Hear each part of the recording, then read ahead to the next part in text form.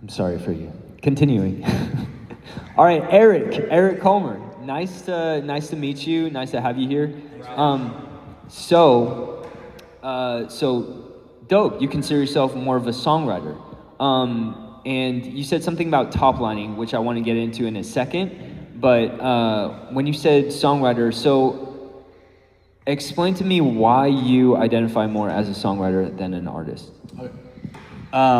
So I identify more as a songwriter because I find myself actually exploring creative concepts and themes on multiple different beats or instrumentals. It doesn't even matter what genre it is. I'll just start getting ideas, and so I'll start to write. And when I approach artistry, I don't see myself as someone who's like the person that's wowing a crowd. I see the person that's probably the architect of the song that the artist sings. I see that and I feel that. So does that make sense? Of course, 100%. Yeah. And, that's great. You're creating the worlds. That's your passion. That's your focus. Okay, and tell me about top lining because I'm not familiar with that term. Yeah. So top lining it's very similar to songwriting. It's just that I think it was birthed more when people would get a beat and they would download it and then they would actually hear a melody over the beat. So they actually start to create a melody over the top of the beat. So they top lined it, right? So if I'm hearing a beat and all of a sudden I don't got no lyrics in my mind, but I'm like, yeah, yeah, yeah, yeah. And I like that. So I'm like, yeah, yeah, yeah, yeah, yeah. And I'm like, okay, what does that make me feel? Well, it makes me feel like sunshine. So today the sun shines, yeah. Sunshine, a new day on me. So I'm like starting from that. I start to find the melody produces a theme lyrically, and I start to put lyrics to that top line from that beat. Does that make sense? Yeah. Epic. I mean, that's super old school, but still cool. But no, also that's really fantastic. So we got into a little bit of your process in songwriting, and yeah, it sounds like it, and we just witnessed that it flows extremely well. That's epic. So you're not only is it your focus, you're just also damn good at it, Eric. Thank you. I appreciate that. All right, so one of the things about this club, one of my biggest passions is that I want to focus on the present. And I feel like that is an issue outside of music artists, songwriters, outside of creatives in general. It's an issue that a lot of people just deal with. So here, the focus is what's currently happening. So I would like to ask you, what current project feels most important to you in this season of your life? That's a really good question. I have a couple projects going on right now, but I have this one going on with this cinematic pop producer from Australia, and it's the song is like ballady, but there's a lot of like hope-filled themes and like conquering like mountains and stuff like that. So it's a collaboration. What? It's a collaboration. So what parts are they doing, and what parts are you doing, and what's the request? So the parts that they're doing is they're taking on the full extent of the production side.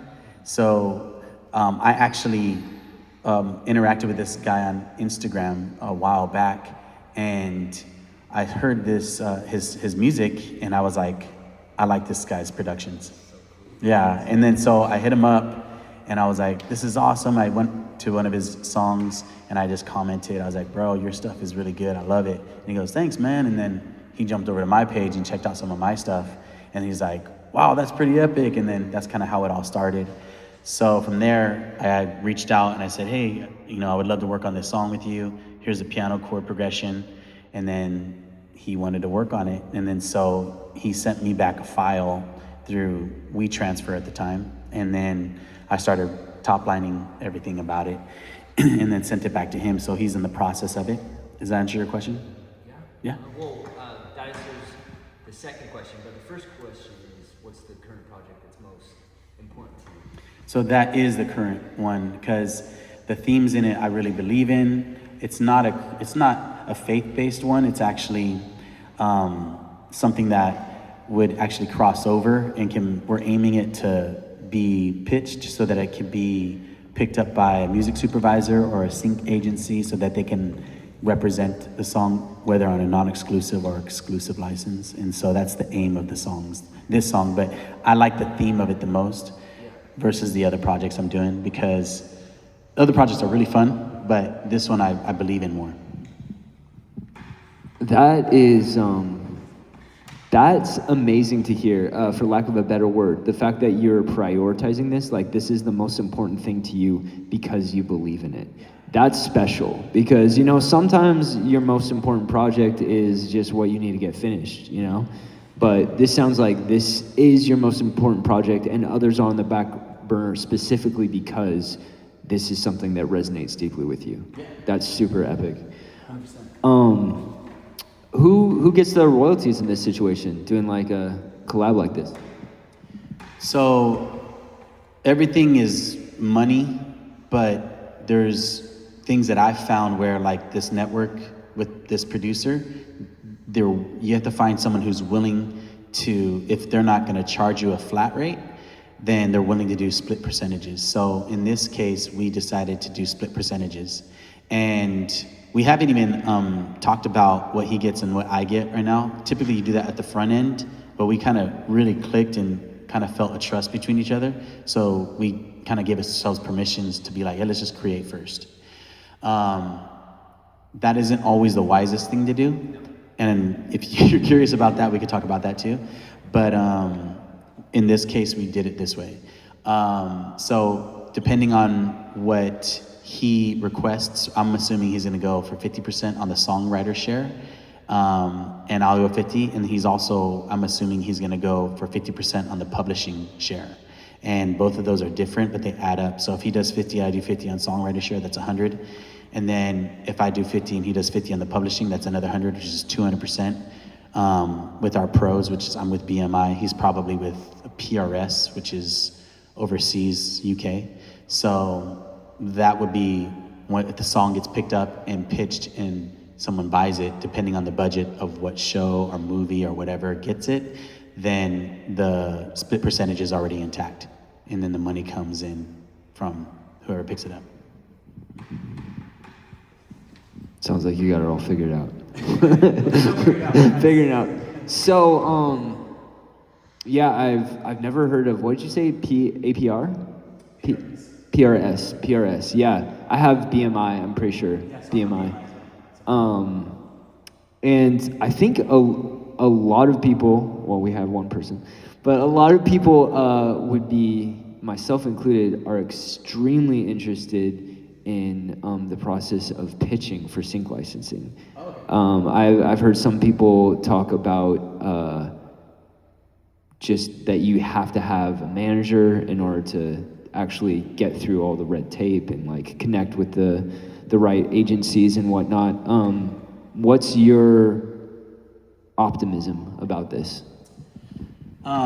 So for me, it's challenging, but I found the way I am, like I'm married, I have 3 kids, my time is limited. So for me, I'm not as like gung-ho about it like a lot of younger artists are, and like this is it for me, and they're going like 120%. I'm not that guy. But I am the guy that I know I have talent, I know where my strengths are, and when people recognize it and they are willing to work, that's how you get your foot in the door. So like, again, for instance, a cinematic pop producer, he has songs that are already being like represented on like Teen Mom or Netflix shows. So just by me working with him already expands my opportunity to be able to get my foot into other places without even pitching, because I'm actually working with someone that's already actively pitching. Okay, so that's awesome, right?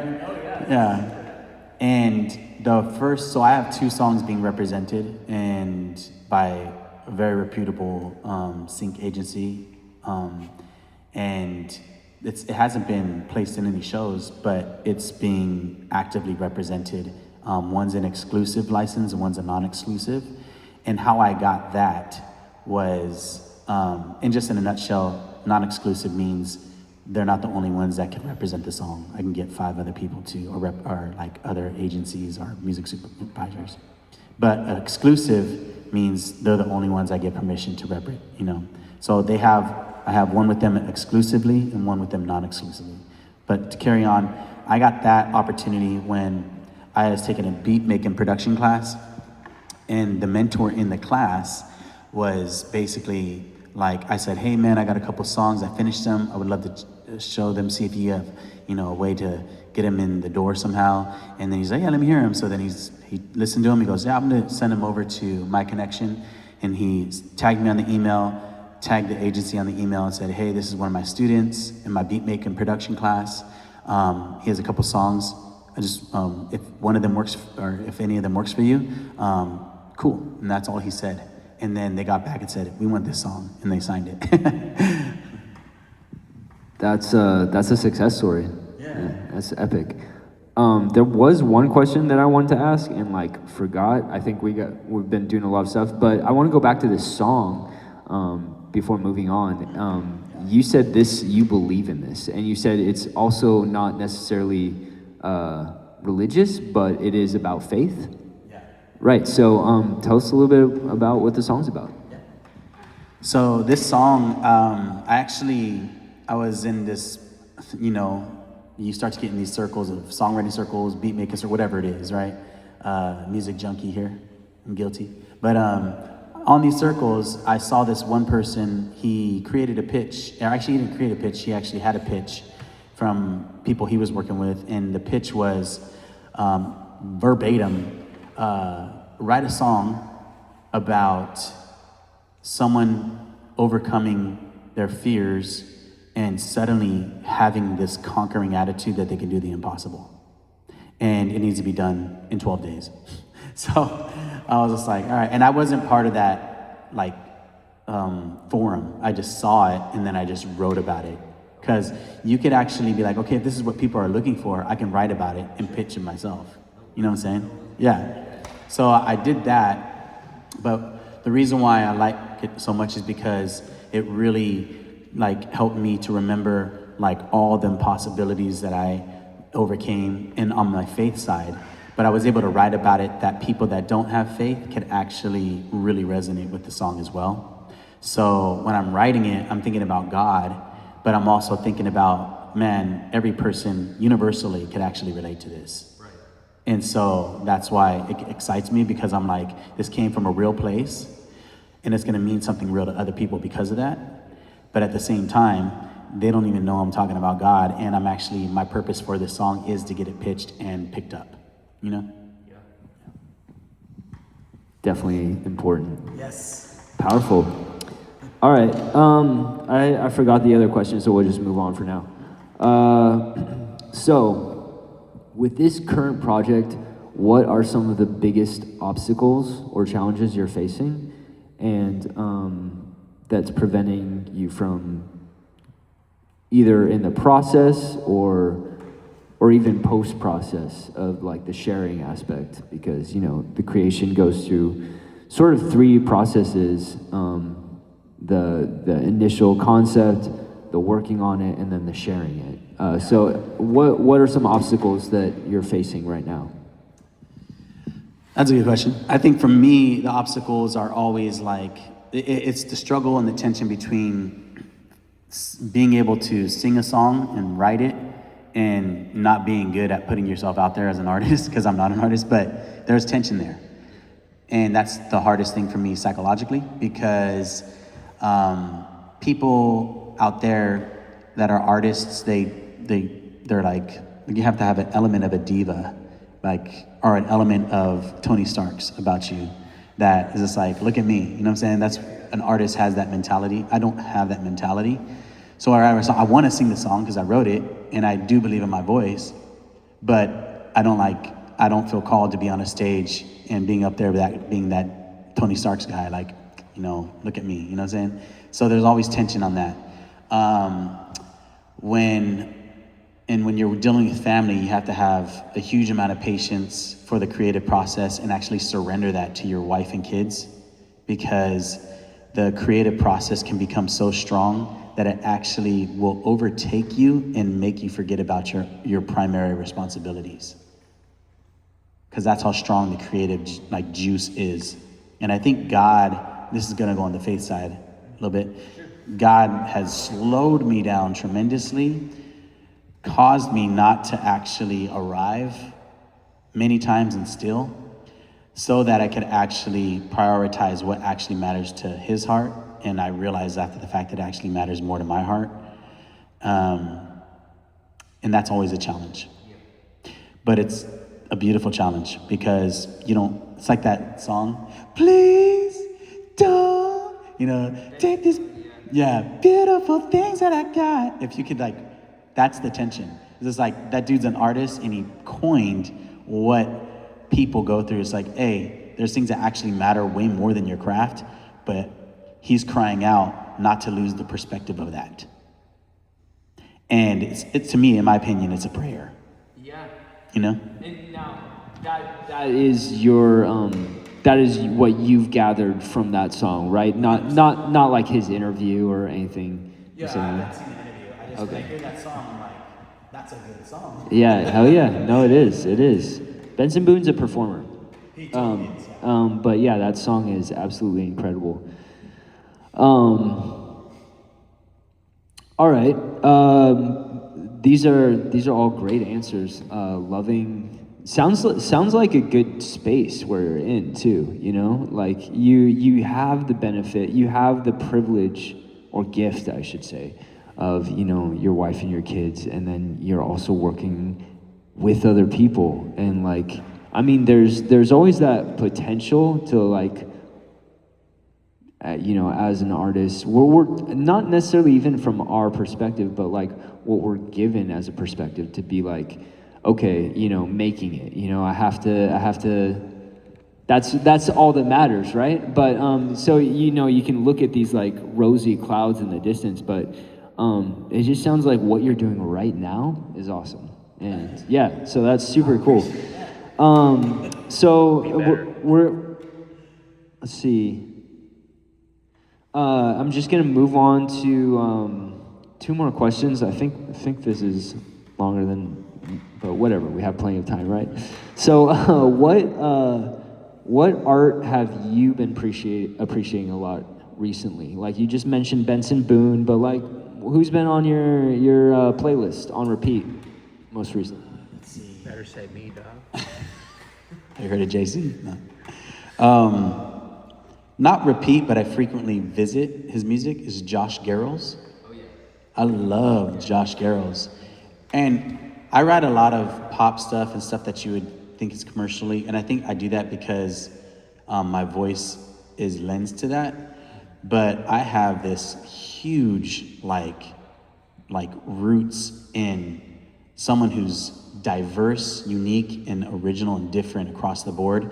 So when I come across artists like Josh Garrels, I'm immediately like, this is amazing. Yeah. Whatever this is, I don't even know what this is. It's different. Yeah, it's what is happening. Yes, what is happening?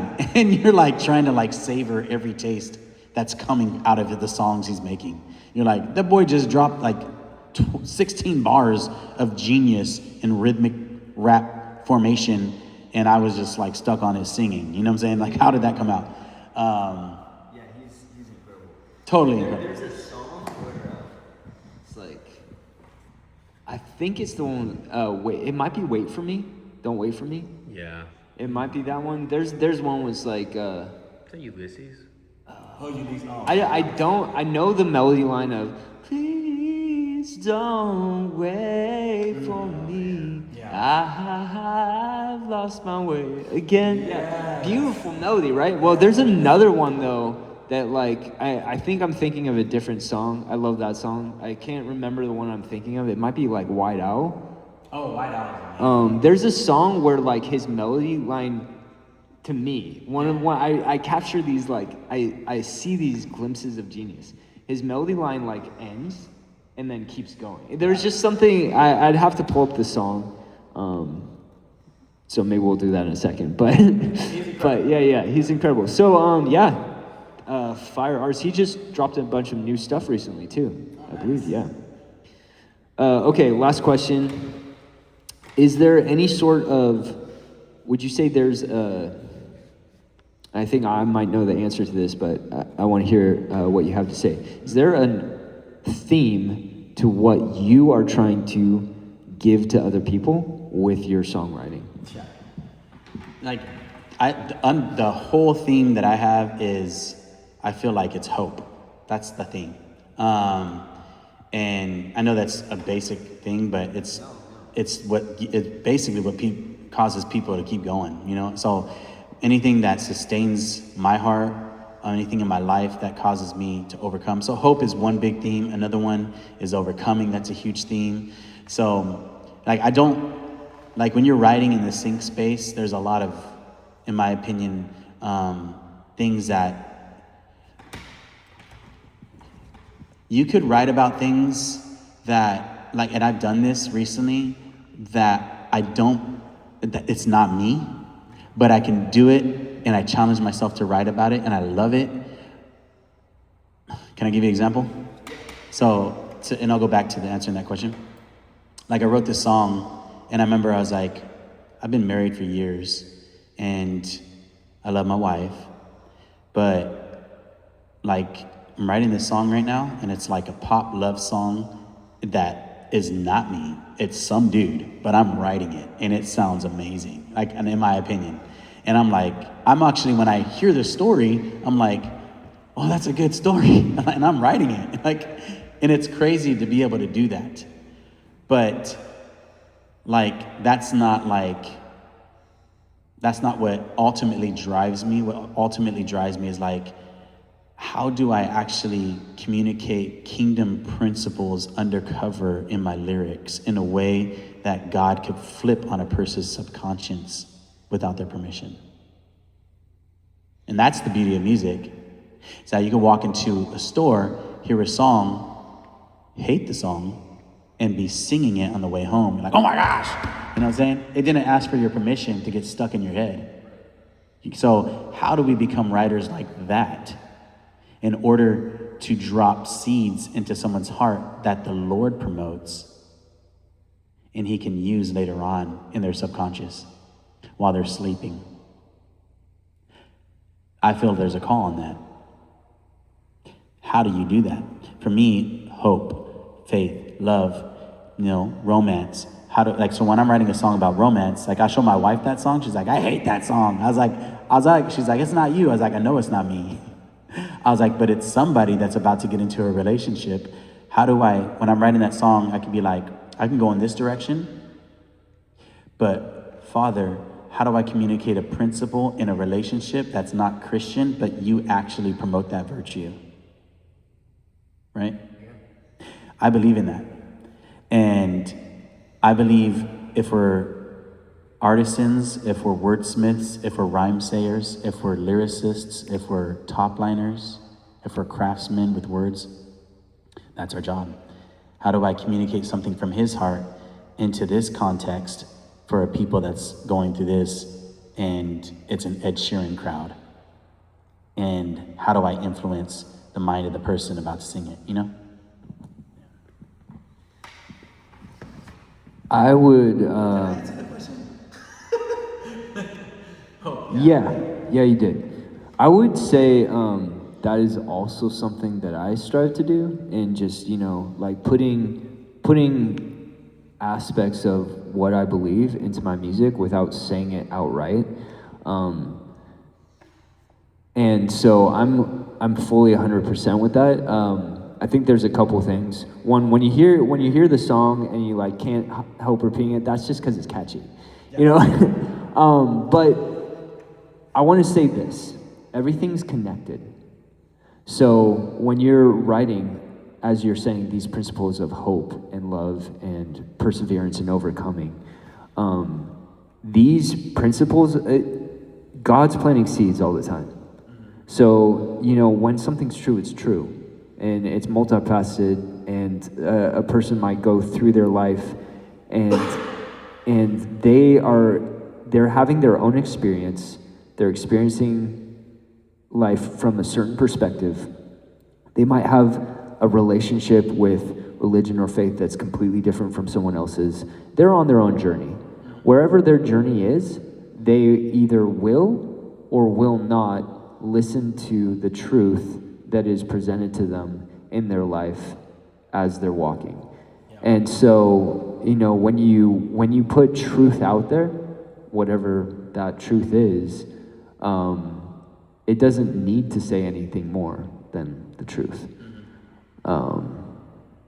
And yeah, so it's not really a conclusive statement, but